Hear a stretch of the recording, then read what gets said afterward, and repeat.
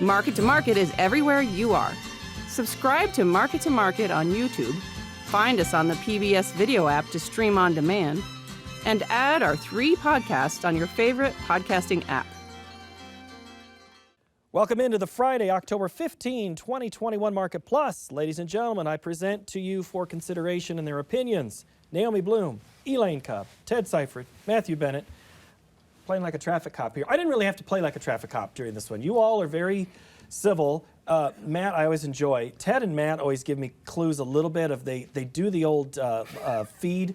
I'm at the, I'm buying cattle, and you just, Ted's giving me the eye, Matt's giving me whatever. Okay, there are 3 things that we need to discuss: inflation, input, and all of these other things. This is something that came up this week. Cotton, aluminum, coffee, crude oil, natural gas, fertilizers, wheat, Bitcoin, lumber, S&P, all highest price in years, if not printing records right now.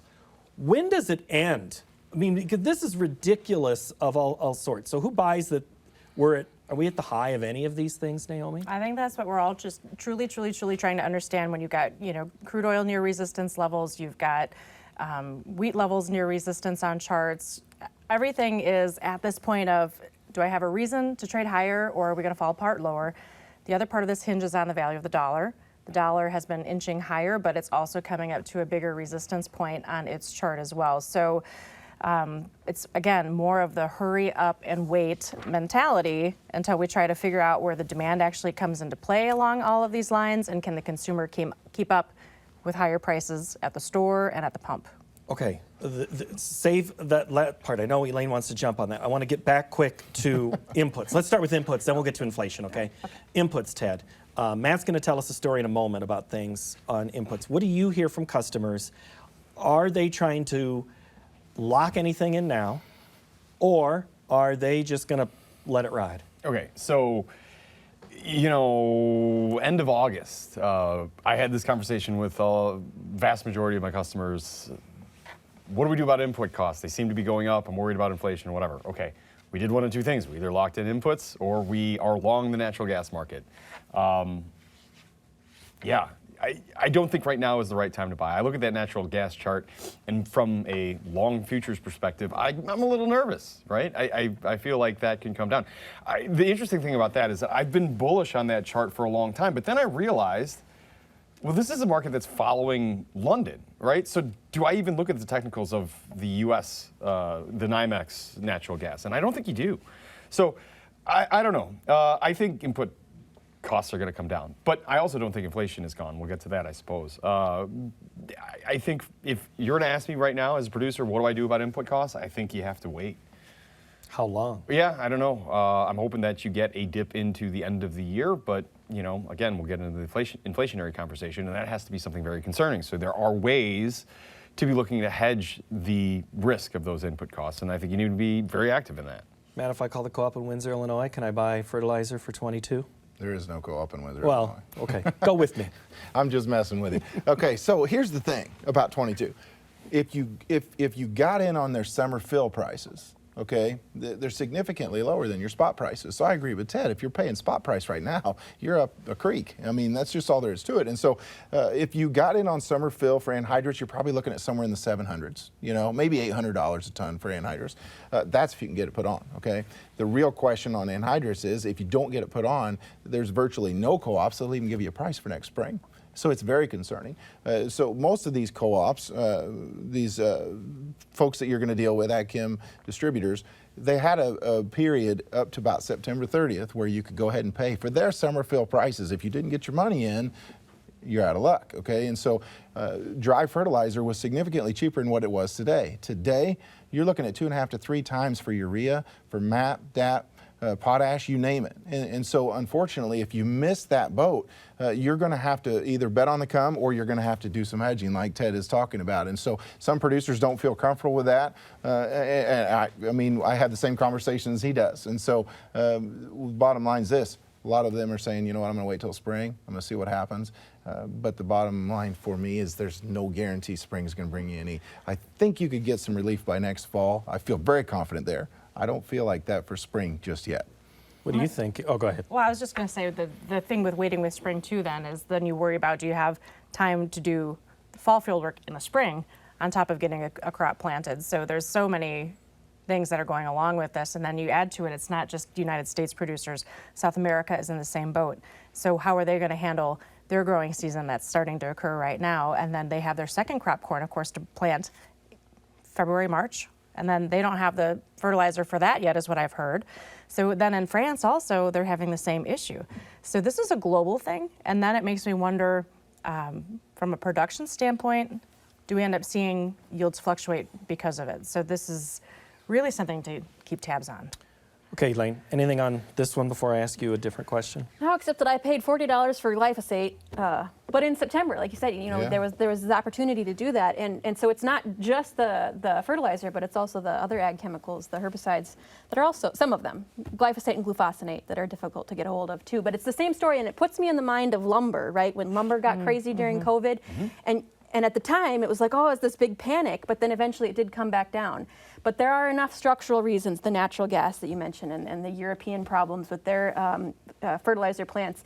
There are enough actual structural reasons and some Chinese plants, Chinese chemical plants that are not able to be running anymore, that I don't think it is the lumber story over again. And I'm just as uncertain about how this is going to play as everybody else. I think that if you can get a good fall run on anhydrous in the I states, in any area that puts on anhydrous ammonia, then I'm going to feel a lot better, okay? But right now, we're saturated in Illinois. I mean, it's wet in the eastern corn belt. If you saw the system that came through this week, I mean, so you're 2 weeks away from people wanting to be able to put on anhydrous in that part of the world. Of course, you want to get down to 50 degrees. I understand that.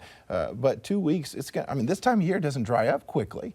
And so we need that good fall run. If we can get it, I feel a whole lot better. If we don't get it, I'm concerned because a lot of these folks are telling us we can't get a hold of 32 and 28. There's no guarantee we'll even have it available next year. And so 32 and 28 can be that source to kind of help you bridge the gap. You can't put your anhydrous on ahead of time. So there's definite challenges this year that we don't normally face. And I don't want to be a panic person, but it's certainly not something to go to sleep on. Okay, so here's the thing. This is a discussion the audience that watches this program is dealing with and knows real well. But the problem is a little bit, the rest of the audience is paying attention to a different set of circumstances, and it's back to inflation and costs of everything else. So, Elaine, in this world of high inflation, and we see the story this week, the president trying to help at the Port of Los Angeles, increasing the hours.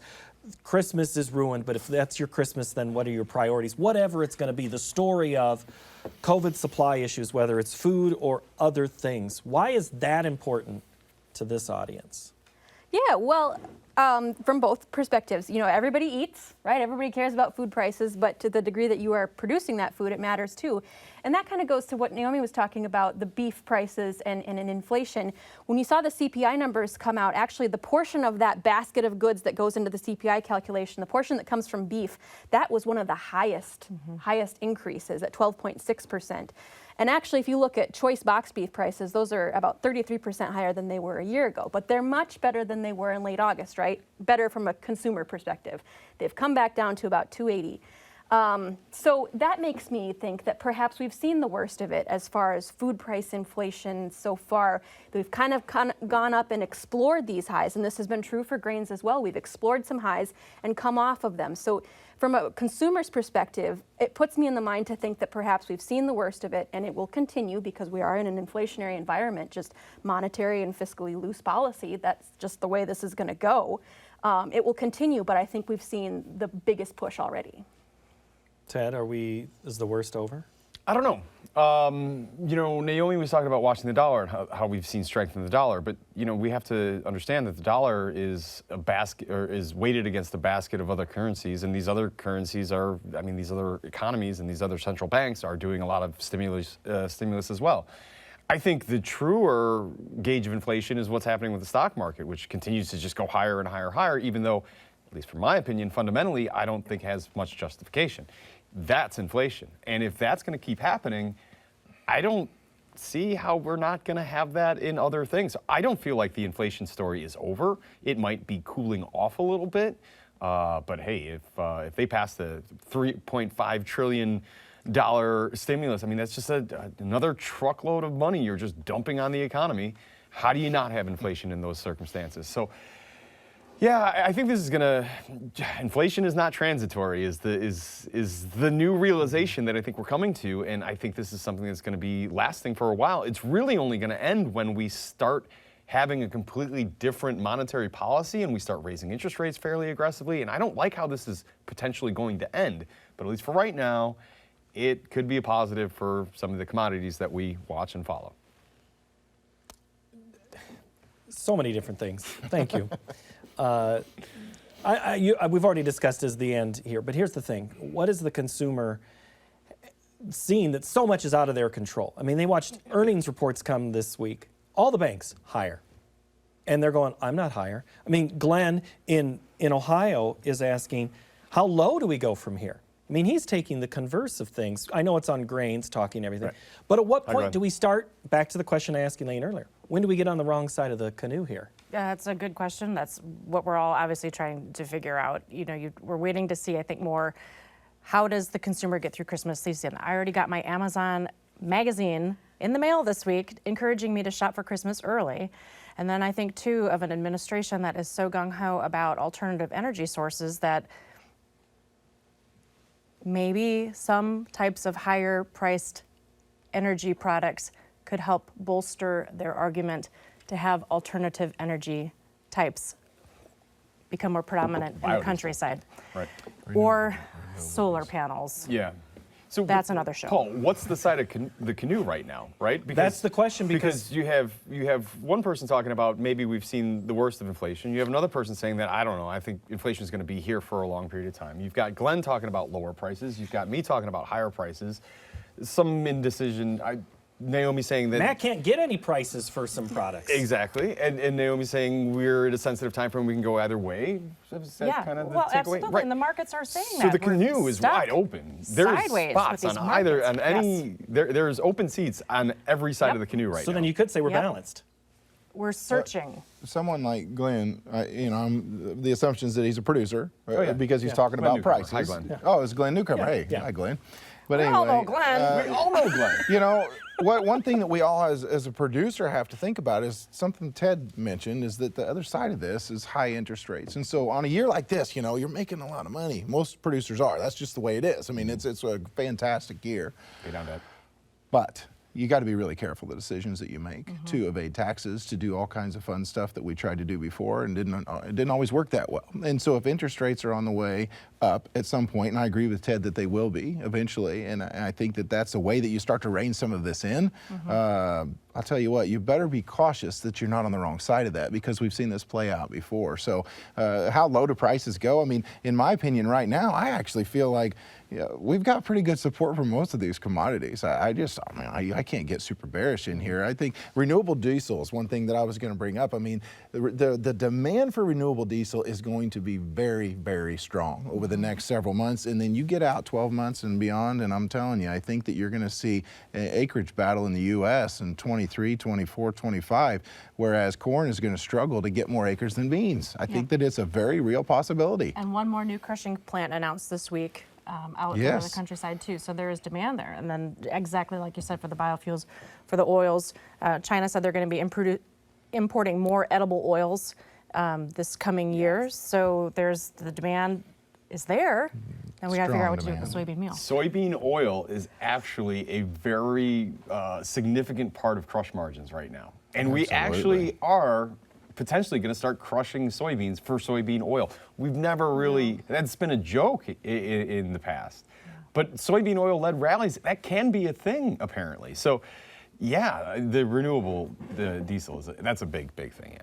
All right, I've gone over a certain time frame, which is at the point of the program where I say, Tiffany, I'm sorry, but I do have one more quick round of questions to everybody. Tiffany. Final thought, something that you wanted to say down on the drive, Elaine, that you didn't get a chance to cover today.